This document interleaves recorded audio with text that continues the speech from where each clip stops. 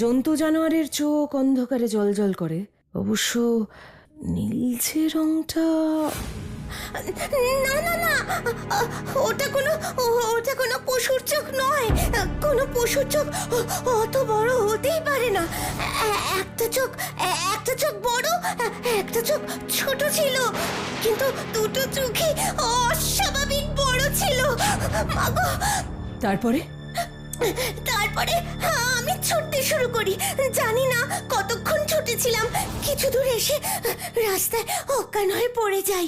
আর একটু রাত বাড়লে আমরা ওকে খুঁজতে বেরিয়ে রাস্তায় ওকে পড়ে থাকতে দেখি। মেয়ের গায়ে তখন ধুম জ্বর। যে প্রেত এতদিন ঘুমন্ত ছিল, আমার ভাইজির একটা বোকামির জন্য সে আবার জেগে উঠিছে, তাই তো ওর এত জ্বর। প্রেতের নজর পড়েছে তো।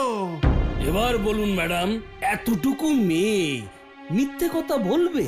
মিথ্যে বললে ওর লাভ কি? ও তো নিজেই ভূত প্রেতে বিশ্বাস করে না। হ্যাঁ বৌদি, মিলি কিন্তু মিথ্যে বলার মেয়ে না। তাই সবকিছু ভেবে চিন্তেই আমি ঠিক করেছি ওই গাছ আমি কাল কেটে ফেলবো। গাছও থাকবে না, গাছের প্রেতও থাকবে না। বেশ, আপনি যখন গাছ কাটবেন ঠিকই করেছেন, তখন আমি আপনাকে বাধা দেব না। কিন্তু আজকের রাতটা আমি আপনার কাছে চেয়ে নিচ্ছি। কাল সকালের মধ্যে যদি আমি প্রমাণ করে দিতে পারি যে ওই গাছে প্রেত বলে কিছু নেই, তাহলে। প্রমাণ করবেন? কিভাবে প্রমাণ করবেন? মিলি যেভাবে প্রমাণ করেছে যে প্রেত আছে, আমিও একইভাবে প্রমাণ করব যে প্রেত নেই। আজ রাতে আমি ওই বটগাছ তলায় থাকবো। হ্যাঁ, কি বলছেন বৌদি? ওই গাছতলায় আপনি রাত কাটাবেন? হ্যাঁ, আর কাল সকালে যদি আমি ওখানে সুস্থ অবস্থায় থাকি, তাহলেই প্রমাণ হয়ে যাবে যে ওই গাছে কোনো প্রেত নেই। আর কাল সকালে যদি সুস্থ না থাকেন তাহলেও কারো দায় নেই। আমি স্বেচ্ছায় সেখানে যাচ্ছি। তবে চিন্তা করবেন না, আমার বিশ্বাস আমি সুস্থই থাকবো। না না না না, গ্রাম প্রধান হিসেবে আমি আপনাকে ওখানে থাকতে দিতে পারি না। প্লিজ ম্যাডাম, ভালো মন্দ কিছু হয়ে গেলে তারপর সব দোষ আমার ঘাড়ে এসে পড়বে। সামনেই ভোট আসছে। গ্রাম প্রধান হিসেবে আপনি কিন্তু আমায় বাধাও দিতে পারেন না। ওটা একটা পাবলিক প্লেস, আর আমি একদম আনআর্মড।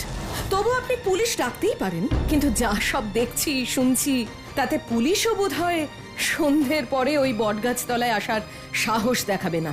আমি আপনার ভালোর জন্যই বলছি ম্যাডাম। আমিও আপনাদের ভালোর জন্যই বলছি। মাসিমণি, আমিও আগে ভূত প্রেতে বিশ্বাস করতাম না, কিন্তু আমি তোমায় তোমার সেই বিশ্বাস আবার ফিরিয়ে দেব। আমি কথা দিচ্ছি মিলি। যেও না গো বৌদি, এই অনাসৃষ্টি কাণ্ড তুমি করো না। আবার এক কথা বলছো চম্পাদি? তুমি আমাকে চেনো না? কোনো জিনিসের ভেতরে না ঢোকা অবধি আমার শান্তি নেই।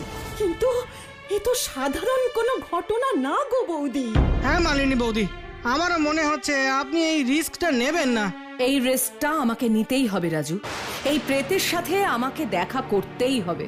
স্কন্ধ কাটা ভূতের গল্প ছোটবেলায় আমি শুনেছি, কিন্তু এক চোখ ছোট এক চোখ বড় এমন ভূতের গল্প আমি শুনিনি।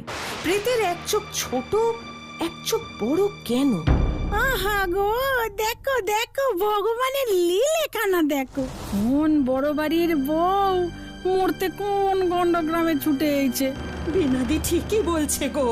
ম্যাডাম, আমি আবার অনুরোধ করছি, দয়া করে এটা করবেন না। আমিও আপনাকে অনুরোধ করছি, আর আমায় বাধা দেবেন না। আচ্ছা তাহলে চলি, কাল সকালে দেখা হবে। ও বৌদি গো, কোথা থেকে উড়ে এসে জুড়ে বসলো আমার অঞ্চলে।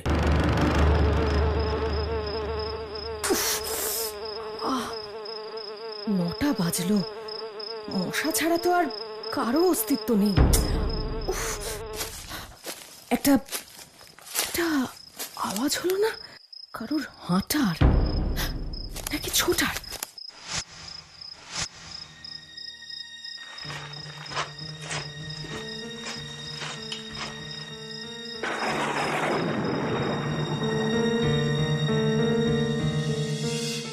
কি জানি কি দৃশ্য দেখবো। যা দেখার কথা তাই দেখবি, পেটে তুলে না নিয়ে গেলেই হয়। আমি তো ভাবছি প্রেতের সাথে না এবার একটা পেতনিও যুক্ত। বাবা রে বাবা। আহ বিনাদি, সারাদিন তুমি এমন কুকথা বলো কেন বলো দেখি? ওই যে মাসিমণি। হায় হায় হায়, গেল গো গেল, এই বয়সে বেঘরে প্রাণটা গেল। বৌদি, ও বৌদি গো!